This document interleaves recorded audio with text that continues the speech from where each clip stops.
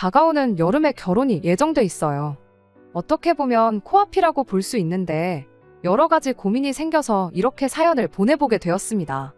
사연을 보내기에 앞서 가족들은 물론이고 친구, 지인들에게까지 제 고민을 털어놓아 봤어요.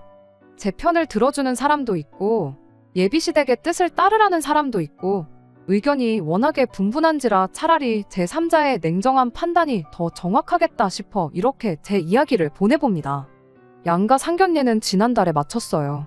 연말이고 신년이고 해서 여러모로 바빴던 게 있었던지라 예단이며 예물에 대한 이야기가 얼마 전부터 본격적으로 나오기 시작한 상황이었죠. 저는 공무원이고 남자친구는 평범한 직장인이에요. 요즘 공무원 월급 박봉이라고들 하지만 제가 정말 일찍부터 공무원 준비를 해왔다 보니 일한 기간도 좀 되고 하다 보니 아직 사회생활 시작한 지 얼마 되지 않는 남자친구보다 월급이 조금 더 높은 편이에요. 그렇다고 해서 뭐 몇백 몇천을 더 버는 상황은 아니에요. 말씀드린 대로 지금이야 제가 일한 기간이 훨씬 길어서 돈을 얼마 더 받는 거지. 솔직한 말로 남자친구가 대리만 달아도 저보다 연봉이 훨씬 높아지는 건 시간 문제인 상황이지요. 그래서 벌이만 가지고 제가 훨씬 잘났다거나 제가 기우는 결혼을 한다거나 그런 이야기를 하고 싶지는 않아요. 그냥 서로 비슷한 조건이라고 봐도 무방한 상황이지요. 하지만 모아놓은 돈에 대해서는 이야기가 달랐어요. 당장 액수만 본다면 비슷했습니다. 오히려 제가 남자친구보다 사회생활을 훨씬 일찍 시작한 걸 감안한다면 대외적으로는 제가 돈을 더 못 모아놓은 것처럼 보였어요. 저랑 남자친구 둘 다 4천만 원씩 모아놓은 상황이었거든요. 제 초봉이 얼마나 낮았고 그런 걸 떠나서 경력으로만 따지면 제가 몇 해나 먼저 일을 시작했으니까요. 하지만 저한테는 취직 후에 출퇴근을 위해 뽑아놓은 차가 있었어요. 할부도 다 끝났고 감가상각 다 따지고 같은 모델 중고차 가격만 본다면 제가 차를 처음 샀을 때에 비해서 가격이 많이 내려간 건 사실이지만 그렇다고 해서 다른 차를 산다고 돈이 안 들어가는 건 아니잖아요. 저는 그 차를 그대로 가져가서 쓰기로 했지요. 그런데 각자 출퇴근하는 방향이 다르다 보니 남자친구는 결혼해도 여전히 대중교통을 이용해야 했는데 정작 본인은 결혼도 했는데 언제까지 지하철을 타야 되냐며 결혼 후에는 자기도 차를 뽑아야겠다고 나왔습니다. 보증금 걸고 할부로 사면 1,000만 원이면 된다고 하는데 갚을 돈이나 이자나 생각해보면 똑같은 거잖아요. 막상 남자친구가 뽑고 싶다는 차 가격을 생각해보면 4천만 원 모아놓은 게 사실 한 푼도 안 모아놓은 거나 마찬가지라고 봐도 무방하다 생각하는데 정작 남자친구는 반반 결혼한다고 생각하더라고요. 그러던 와중에 집을 2채 보유하고 있던 시부모님이 저희 살라고 집 하나를 비워주신다고 전해왔어요. 한푼이 아쉬운 상황에 남자친구가 외제차에 저렇게 목을 매니 듣던 중 반가운 소리였죠. 그런데 넘겨준다던 그 집이 장기적으로 봤을 때 메리트가 하나도 없는 집이었어요. 오래되긴 엄청 오래되었는데 단지도 작고 위치 또한 주변에 아무것도 없다고 해도 무방할 정도로 별 볼 일 없었거든요. 그런 입지 조건 때문인가 재개발 소식도 전혀 없었고요. 게다가 출퇴근하기에도 좋은 게 하나 없었어요. 둘 중 한 명 직장이랑 가깝기라도 했다면 그나마 생각이라도 한번 해봤겠는데 이건 뭐 차를 타도 대중교통을 이용해도 출퇴근에만 들어가는 시간이 어마어마했습니다. 그렇다고 집에서 지하철역이 가까운 것도 아니고 버스 노선도 차라리 걸어가는 게 빠르겠다 싶을 정도로 엉망이었거든요. 한푼이 아쉬운 와중에 집을 해준다는 사실만 가지고 감지덕지해야 하는 게 맞긴 하지만 아무리 그래도 이게 맞나 싶었어요. 출퇴근하면서 오며 가며 버리는 시간도 계산해봐야 하고 집이 저렇다 보니 솔직히 동네 치안도 별로 안 좋아 보이고 그랬거든요. 게다가 예비시 부모님도 투자 용도로 사놓은 집이지 실거 주목적으로 사놓은 게 아니어서 리모델링까지 새로 해야 할 판이었습니다.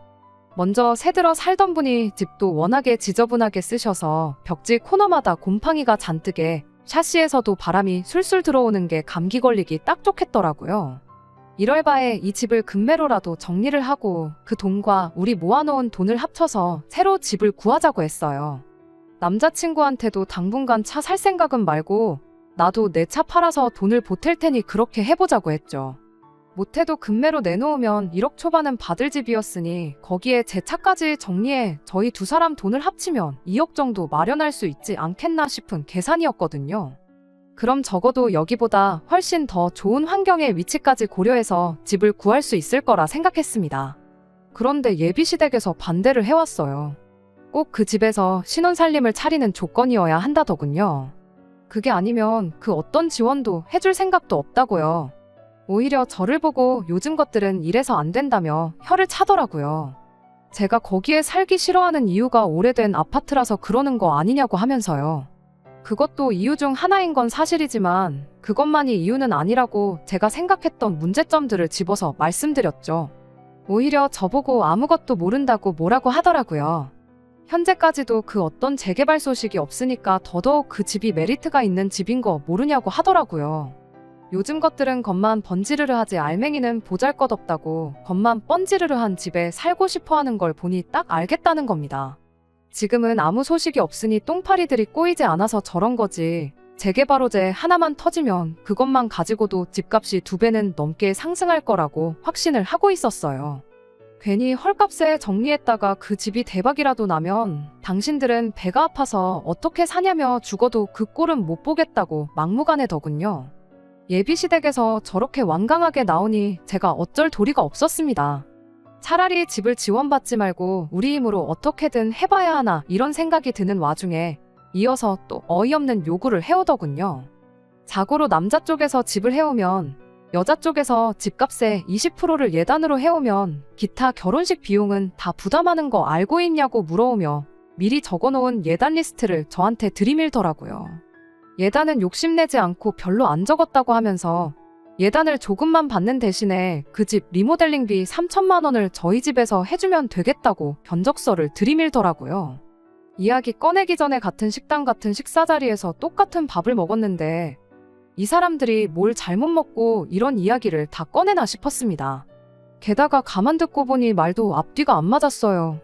집값이 20%는 해오는 거라더니 막상 예단 리스트에 집 리모델링 견적서에 적혀있는 금액만 합쳐도 5천만 원이 넘었거든요.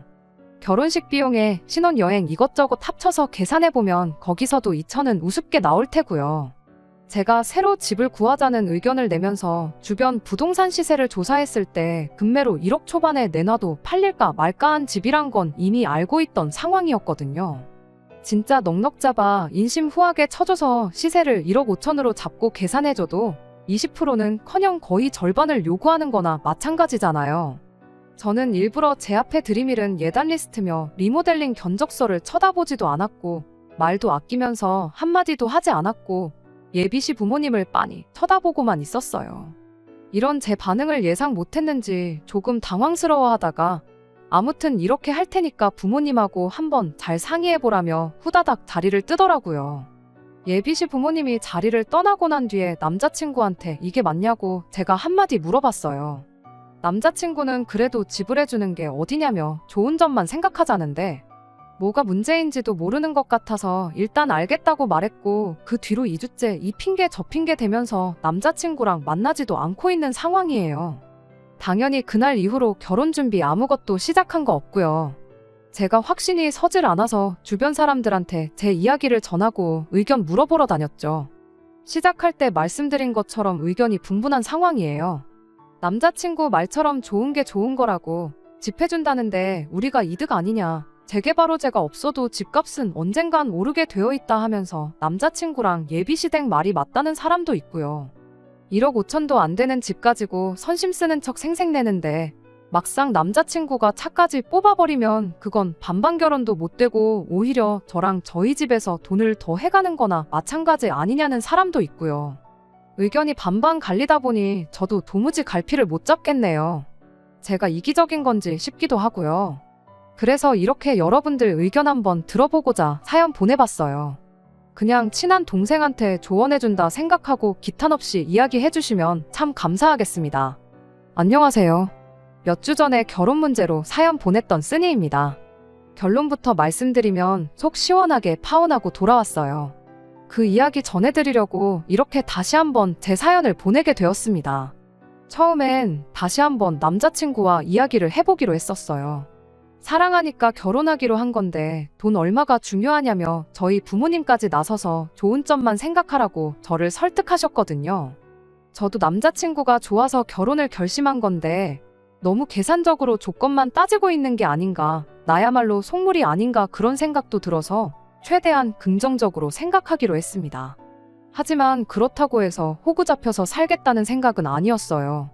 예비시댁에서 원하는 대로 하는 만큼 저도 확실히 짚고 넘어갈 건 짚고 넘어가야겠다고 생각했거든요. 그래서 다시 한번 예비시 부모님과 같이 해서 자리를 마련했습니다.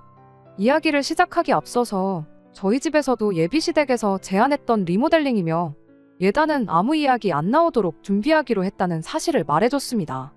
대신 결혼식 비용은 절반씩 하는 게 좋겠다고 말을 꺼냈습니다. 축의금 나오는 게 있으니까 이 비용 부분에 대해서는 문제가 없을 거라고 생각했고, 예비시 부모님 표정이 떨떠름해 보였지만 일단 이야기를 계속 해보라던 게 제가 무슨 이야기를 하느냐 한번 보자고 하는 것 같아 보였습니다. 그리고 확실하게 집 명의 문제는 짚고 넘어가고 싶다고 했어요. 사실 생각해보면 1억 초반대 집을 받으면서 혼수도 해오고 예단도 해오고 거기에 3천만 원이나 들여서 리모델링을 한다는데 솔직히 공동명의를 요구 못할 이유가 있나 싶었습니다. 그런데 대번에 공동명의는 안 되겠다고 싫다고 잡아떼더라고요. 그렇게 하면 수지타산이 안 맞는다나요? 저는 그게 언제 뜰지도 모르는 그 집값 때문에 그러는 줄 알았는데 그것만 가지고 그런 게 아니었어요. 알고 보니 예비시 부모님이 그쪽 동네가 집값이 오른다는 뜬소문 하나만 믿고 그 집을 매매했던 가격이 2억이 넘었던 거예요. 집 해오면 집값의 20%는 혼수며 예단으로 해와야 한다. 어쩌고 했던 말이 자기가 샀던 가격을 가지고 계산을 했으니 그 금액을 들이밀었던 거였더라고요. 지금은 불경기라 일시적으로 집값이 내려간 거지 조만간 규제 풀리고 정책이 바뀌고 그러면 다시 2억 4천 찍는 건 시간 문제 아니겠냐고 합니다. 경우에 따라서는 자기들이 그 아파트 살 때 들었던 대로 5억까지 올라간다는 거였죠. 지금 가격이 1억 1천만 원인 건 생각도 안 하고 자기들이 5억이 넘어갈 아파트를 넘겨주는 건데 고작 리모델링하고 혼수 예단 당연히 해오는 걸 빌미로 공동명의를 요구하다니 뻔뻔함에도 정도가 있어야지 않냐며 개거품을 물면서 저보고 아주 결혼 한번 잘해서 집 한 채를 거저먹으려고 드냐며 얼굴은 아주 아무것도 모르는 척 순진하게 생겨가지고 속은 시꺼먼 게 도둑놈 신보가 보통이 아니라고 하더라고요. 누가 누구한테 할 소리를 아들 결혼 빌미로 다 쓰러져가는 아파트 리모델링이나 예비며느리한테 떠넘기는 주제에 그딴 소리를 하고 있냐는 말이 목구멍까지 차올랐습니다. 그런데 제가 한마디 따지기도 전에 이딴 소리 하려고 바쁜 사람 오라가라 했냐며 저보다 먼저 자리에서 일어나더라고요. 그래서 더 말할 것도 없겠다 싶어서 그냥 저도 그 자리에서 포기해버렸어요. 금매 시세 1억 1천만 원짜리 집을 가지고 2억 넘는 집 해주는 것처럼 생각하고 있는데 리모델링이고 혼수에 다니고 나발이고 남자친구 집에서는 저를 예비며느리가 아닌 언젠가는 5억까지 치솟을 지들 명의 집 한 채를 푼돈 내고 거저먹으려 드는 도둑놈으로 생각하는 게 뻔히 보였거든요. 제가 저를 스스로 조건 따지는 속물 아닌가 생각한 게 우습다 싶을 정도로 진짜 돈 10원짜리 한 장까지 따지는 속물들이 바로 제가 결혼까지 생각했던 남자의 부모였어요. 남자친구는 지 부모님을 따라가야 하나 저를 달래서 포기를 시켜야 하나 고민하는 것처럼 보였는데 결국에는 나중에 연락하겠다며 자리를 뛰쳐나갔습니다. 실망스럽긴 했지만 오히려 다행이었죠. 괜히 저 설득하겠다고 징징거리면서 매달렸으면 그것만으로도 스트레스였을 테니까요. 뛰쳐나가면서 계산도 안 했더라고요. 예비시 부모, 아니 그 아줌마 아저씨가 계산을 했을 거라고 생각하지는 않았지만 뒤따라 나간 남자친구도 결국 똑같은 사람이었던 거예요. 하기야 그렇게 생각했으니 그깟 다 쓰러져가는 집 한 채 가져온다는 걸로 부모님 뜻에 따르자고 저를 설득했겠죠. 혼자서 남자친구와 그 부모가 먹은 밥값을 계산하고 있는데 열이 잔뜩 날 상황에서도 오히려 마음이 차분하고 편안해지더라고요. 길게 끌 것 없이 이렇게 후련하게 끝내준 게 오히려 고마운 거 아닌가 하는 생각이 들었어요. 집에 돌아와서 저희 부모님한테 있었던 일 그대로 전해드렸어요. 그런 줄도 모르고 잘 해결해보자고 제안했던 게 미안하다며 사과를 하시더라고요. 사실 부모님이 저한테 사과하실 일은 아니잖아요. 저야말로 잘 알아보지도 않고 저렇게 인격이 파탄난 사람들하고 한 가족이 되려고 생각했던 게 죄송할 따름이지 않냐고 제가 더 죄송하다고 사과를 드렸네요. 여기서 끝났다면 그냥 적당히 서로 재다가 파혼했구나 싶은 그냥 평범한 파혼 이야기였을 텐데, 그렇게 남자친구와 헤어진 뒤 연락도 없이 일주일 정도 지나가던 얼마 전이었어요. 남자친구한테서 연락이 오더라고요. 무슨 할 말이 남아서 또 이렇게 전화질인가 싶어서 전화를 싹 무시하고 있었더니 지금 저희 집 근처에 와 있고 제가 퇴근하고 와서 집에 있는 거 다 알고 있다며 나올 때까지 기다리겠다고 문자를 보내더라고요. 오래 기다릴까봐 걱정이 돼서 나간 건 절대 아니에요. 진짜로 나올 때까지 기다리고 있으면 그건 그거대로 이웃들한테 민폐가 되지 않을까 싶고, 이런 식으로 또 찾아올 수도 있으니 확실하게 단판을 지어주려고 남자친구가 기다리고 있던 카페로 나갔어요. 자리에 앉을 것도 없이 남자친구 앉아있던 테이블로 가서 우리 2번 다시 볼 일 없는 사이인 거 아니냐고, 앞으로 2번 다시 이런 식으로 연락도 하지 말고 찾아오지도 말라고 말했습니다. 다음에는 이런 식으로 나와줄 생각도 없고 또 찾아오면 경찰도 부를 생각이라고 확실하게 전해줬어요.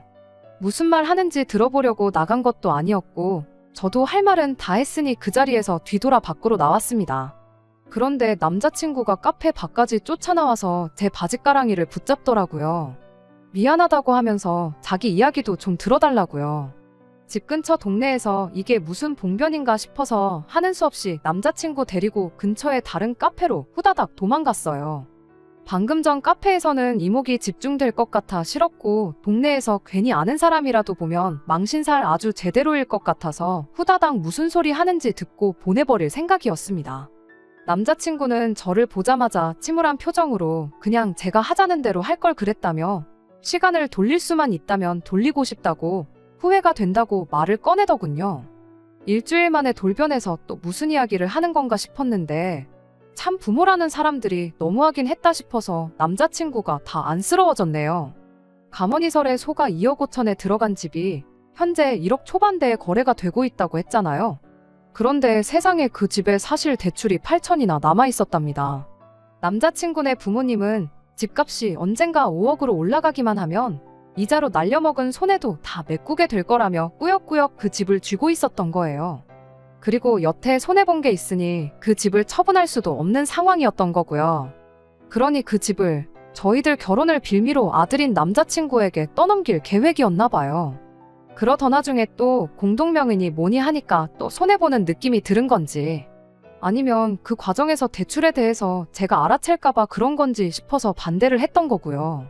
그런 식으로 우겨대다간 제가 파혼을 결정할 거라고는 꿈에도 생각을 하지 않았었나 봅니다. 그날 그 자리에서 그렇게 자리에서 떠나버리면 세게 나오는 그 모습에 제가 겁이라도 먹고 당신들이 제시한 조건을 다 받아들이고 이 결혼을 할 줄 알았나 봐요. 오히려 저는 그 덕분에 파혼을 결심하게 되었던 건데 말이죠.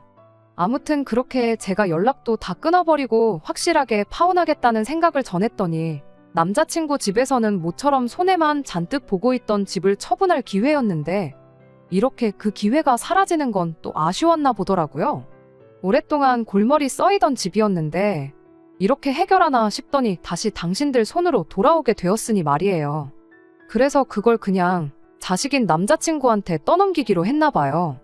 결혼이 엎어진 게 당신들 탓이 아니라 제 탓이고, 집이 없을 때도 결혼하겠다 하는 여자가 있었는데 한 명 더 구하는 게 뭐가 문제나 되겠냐면서 집을 남자친구한테 넘기기로 했답니다. 8천만 원이라는 거액의 대출까지 함께 말이죠. 남자친구가 그 말 듣고 이대로 가다간 안 되겠다 싶어서 저를 붙잡으러 온 거지요. 제가 제시했던 조건은 공동명의 아니냐, 이제 내 집 된 거나 마찬가지니까 그깟 공동명의에 내가 해주겠다, 그러니 다시 결혼해달라 애걸복걸 빌더라고요. 내가 미쳤냐, 여지껏 내가 공동명의 안 해준 것 때문에 파혼한 줄 알았냐, 그거 착각도 너무 큰 착각이 아니냐고 정신 똑바로 차리라고 한마디 해줬습니다. 말도 안 되는 계산 방식 들먹이는 니네 부모도 문제지만 그 부모한테 찍소리도 못하고 바라는 대로 다 해주고 전부 당해주는 당신 같은 사람을 어떻게 남편으로 믿고 평생을 같이 하겠냐고. 내가 파혼을 결심하게 된 가장 큰 원인은 집도 돈도 니네 부모님도 아니고 바로 너가 문제다 하고 제대로 주제 파악 시켜줬어요. 그리고 먼저 카페에서 말한 것처럼 또 연락하거나 우리 동네 근처에 이유도 없이 얼씬만 해보라고 했죠. 더 이상 네 이야기 들어줄 이유도 시간도 없으니 이만 자리에서 일어나겠다고. 어디 그 다 쓰러져가는 잘난 집 한 채 가지고 결혼 한번 아주 잘해보라고 했습니다. 아무튼 이렇게 완전히 쪽내고 나니 제대로 알아먹었는지 그날 이후로는 저한테 아무런 연락이 없네요. 그래서 이렇게 후련하게 후기도 남기게 되었습니다. 처음 사연 보냈을 때 그때 어떻게 해야 할지 갈피를 잡지 못하고 있던 제게 정확하게 갈피를 잡아준 댓글이 생각나네요. 지금도 벌써 그 다 쓰러져가는 집으로 결혼 전부터 저렇게 주도권을 잡으려고 하는데 결혼하면 얼마나 더 심하겠냐고. 굳이 똥인 거 뻔히 아는데도 그 맛을 봐야겠으면 한번 찍어 먹어보라던 그 말이 말이에요. 똥인 건 알았지만 그렇게 오랫동안 한 곳에 고여서 썩을 대로 썩어버린 똥이란 걸 알고 나니 이 결정 자체에는 후회가 없어요. 다만 다시 다른 사람 만나서 연애하고 결혼 이야기까지 가게 되는 게 언제가 될지 도무지 엄두가 안 날 정도로 까마득한 게 마음에 걸리긴 합니다. 그렇다고 남자친구와 다시 잘해보겠다는 건 절대 아니니까 걱정 마세요. 똥차 가고 벤츠가 온다니까 제 가치를 키우면서 느긋하게 있으면 언젠가 그 벤츠가 알아서 나타나겠죠 뭐. 끝까지 들어주셔서 감사합니다. 오늘의 사연은 여기까지입니다. 구독과 좋아요, 알람 설정 부탁드리고 더 좋은 사연으로 다시 찾아뵙겠습니다. 감사합니다.